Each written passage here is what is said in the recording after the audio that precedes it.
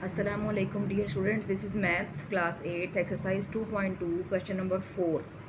Which terms of the arithmetic sequence is 1 4 7 up to 91?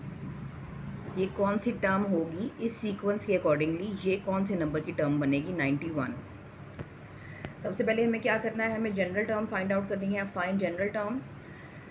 वो कैसे निकालेंगे? अगर हमारे पास ए एन जो कि हमें दी गई है वैल्यू वो 91 है, जो उसकी लास्ट जो टर्म है वो 91 है.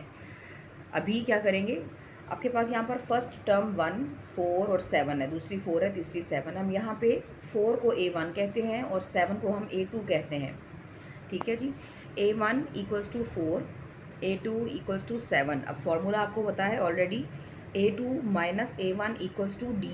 अब A4 में आपके पास A2 में 7 था, सॉरी, और A1 में 4 था. माइनस करें 3 आएगा. अभी नेक्स्ट आपने क्या आपके पास फार्मूला है जो आपने टर्म फाइंड आउट करनी है. AN जो कि आपको दिया हुआ है 91. AN = A1 + n - 1 D. 91 उसकी वैल्यू है. लिखें जी. A1 क्या है आपके पास? हमने इस टर्म को A1 कहा है, इसको A2 कहा है. 4 + n - 1 3. 91 = 4 + 3n - 3. Again 91 = 3n. 4 - 3 = 1.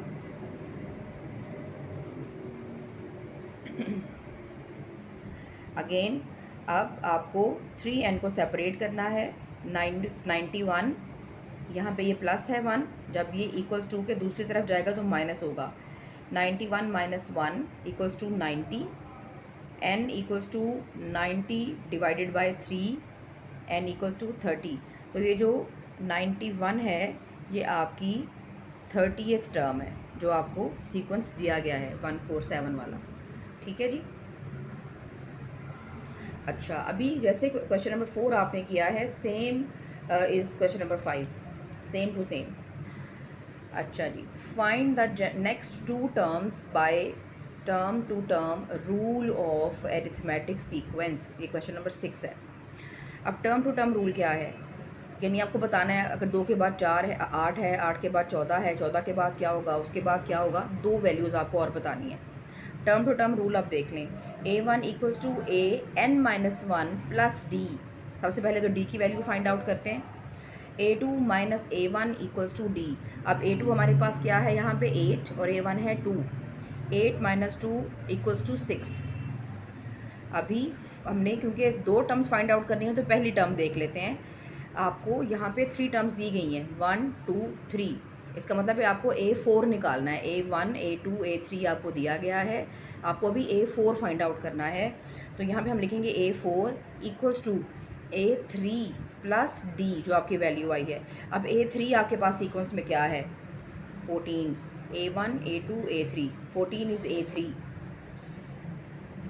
14 + 6 जो भी D आपके पास आया है 20. ये आपकी हो गई 14 के बाद नेक्स्ट टर्म 20. अब आपको फाइंड आउट करनी है और एक और जो कि A5 बनेगी. अगर A यहाँ पे 20 आता है ये A4 हो जाएगा. A1 A2 A3 A4. अब A5 फाइंड आउट करना है. तो A5 के लिए आप क्या करेंगे, आप लिखेंगे A4 + D. तो A4 की वैल्यू अभी आपने सॉर्ट की है 20 + D जो आपको पता है 6 है. तो आपके पास A5 की वैल्यू आ जाएगी 26. तो सीक्वेंस कुछ इस तरह से बनेगा 2 8 14 20 एंड 26. ठीक है जी. It was question number 6. Question number 7 is exactly as same as question number 6.